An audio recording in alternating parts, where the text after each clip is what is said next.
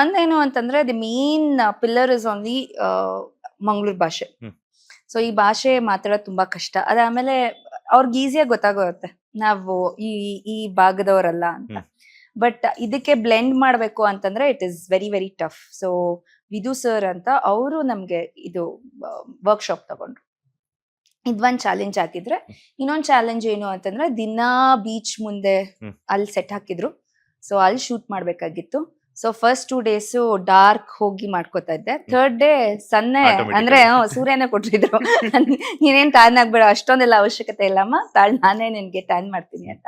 So it was like that. Otherwise ಕಷ್ಟಗಳು ಅಂತ ಅಂದಾಗ ಒಂದು ಏನು ಅಂತಂದ್ರೆ ಟು ಸಿಂಕ್ ಇನ್, ಅಂದ್ರೆ ಒಂದ್ ಥಾಟ್ ಪ್ರೊಸೆಸ್ ಇರತ್ತಲ್ವಾ. ಇಷ್ಟ ದಿನ ನೀವ್ ಕೇಳ್ತಾ ಇದ್ರಿ ಅಲ್ವಾ, ಇಷ್ಟ ದಿನ ನೀವ್ ಹೀರೋಯಿನ್ ಆಗಿ ಮಾಡಿದ್ರಿ ಇದು ಅಂತ. ಸೊ ಒಂದ್ ಕಡೆ ನನ್ಗೆ ಅನ್ಸೋದು ಇದ್ ಬೇಕಿತ್ತ ಅಂತ.